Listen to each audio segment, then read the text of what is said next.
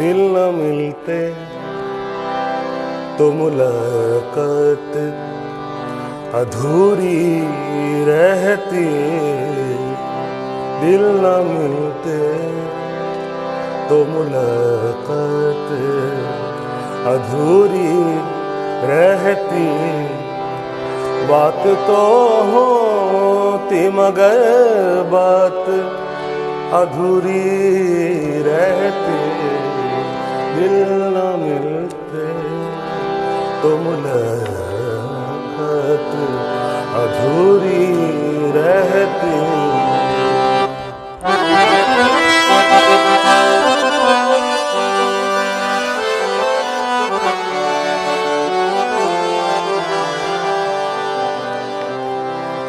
साथ दिल के न अगर दर्द मोहब्बत देता,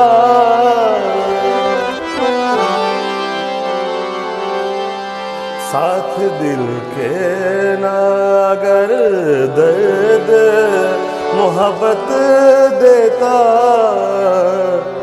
देने वाले तेरी सौगात अधूरी रहती, देने वाले तेरी सौगात अधूरी रहती।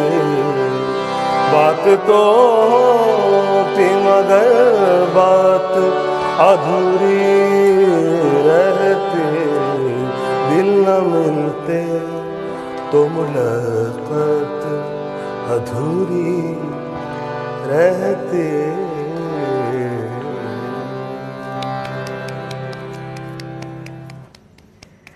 दिल ना मिलते तो मुलाकात আধুরি रहती।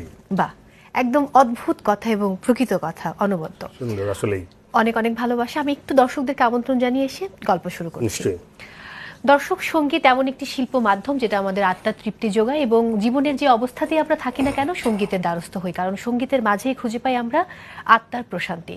আমার সঙ্গে আজ এমন একজন মানুষ আছেন যিনি আদ্যপান্ত একজন সঙ্গীতের মানুষ। সঙ্গীত সৃষ্টির পেছনে যতগুলো ধাপ আছে, অর্থাৎ সেই গীতিকবিরা যখন প্রত্যেকটি পংক্তিমালা লিখেন, তারপর সেখানে সুরারোপ করেন, সঙ্গীত আয়োজন করেন, তারপর সেটা সঙ্গীত শিল্পী কণ্ঠে ধারণ করে সকলের মাঝে পৌঁছে দেন। আমার সঙ্গে যে মানুষটি আছেন সেই মানুষটি সঙ্গীতের প্রতিটি ধারায় কাজ করেন। তিনি একজন গীতিকার, একজন সুরকার, একজন সঙ্গীত পরিচালক এবং একজন সঙ্গীত শিল্পী। আমাদের সঙ্গে আছেন ভীষণ গুণী একজন সঙ্গীতজ্ঞ এবং আমাদের সবার পছন্দের শ্রদ্ধেয় মেজবাহ আহমেদ। স্বাগত জানাচ্ছি।